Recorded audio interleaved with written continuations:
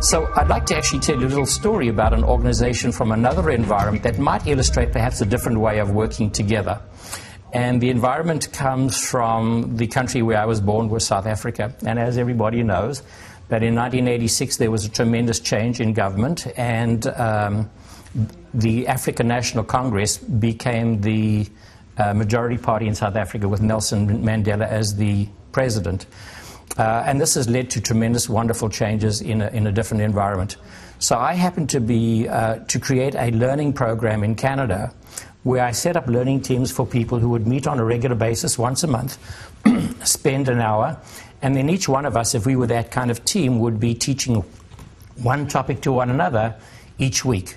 And we would be engaging and learning together, because learning together is a very powerful way of retaining when we teach one another. So I'd actually taken this program to South Africa and created an association with someone there whom I was hoping would work in South Africa, because the need to empower people and educated a vast majority of people into more senior positions, the need is incredible there. But I never heard from him for many months, and then eventually he called me up and said that he had a client. And I was thinking that the first client who would take such a North American program, who would embrace it, would be a North American organization like Coca-Cola or Hewlett-Packard or IBM or something like that. And he told me that the first client was going to be the South African Railways. And I was dismayed, because I thought that a program that's kind of state-of-the-art would never work in an organization that is archaic as the railways are. It's a very they have a monopoly on transportation, and they have many layers of management, all of whom are white, and all the workers are black. So it's a very polarized organization that's not really customer focused. So I thought this is really bad. And then when he told me who the first pilot group was, I was even more shocked, because instead of taking one of the management groups, they had decided to work with the folks in the union, the black workers. And the other issue that I thought was a mistake, because many of them had really poor education, so how would they relate to this? How would they run meetings and make a success of this program? So I predicted that it was going to be a dismal failure. And in fact, he called me about 6 months later and told me that the program was actually a remarkable success, and that I need to come and have a look. And so I happened to be going down there a few months later and had the opportunity to meet with many of the people that were in the program, and I was absolutely amazed at how well it had done. So the background to the program being used in the organization was, after the apartheid years had ended, the government, in spite of talking about nationalizing many of the industries, was actually thinking about outsourcing many of their jobs to make them more efficient. And when the workers got to hear about this, they actually shut down the railways. They went on strike. And Mandela himself intervened, and he urged the workers to go back to work, because it was very critical. But they went back on the basis of two commitments. Number one, no outsourcing of jobs. And the other one was that they would be given opportunities for training and learning, which they never had before.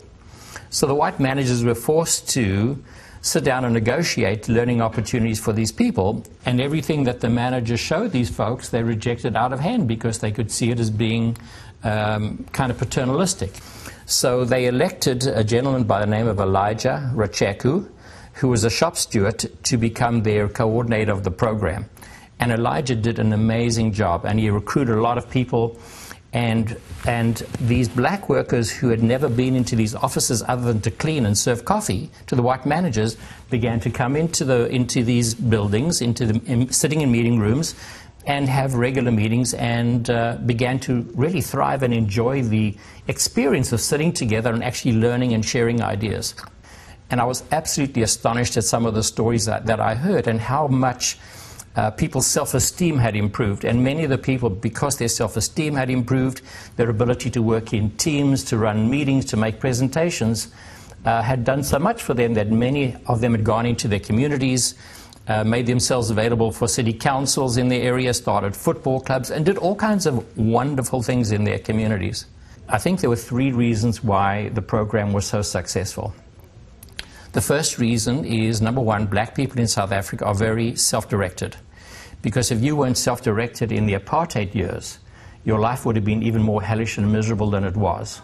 So you had to be really self-directed and get things done for yourself with as little as possible. The second reason why I think they were successful is it's probably more part of their culture to work in teams and to collaborate, helping one another. So sitting in a meeting and helping and listening respectfully to one another, I think came quite easily to them. And the third reason is probably obvious, is because they have a great passion for learning. Because black kids in South Africa in the apartheid years got miserable education, their funding was that big as compared to the white kids who got much more. So their passion for learning was really important. The biggest lesson that I learned from it was that, which I really knew, was that people had little regard for workers and assumed the worst. It was very convenient for them to look at workers as being uneducated, incapable. It suited them. But in fact, when you look at people in a different way, as being capable, and you give them opportunities, the result is absolutely astonishing, and it exceeded everybody's expectations.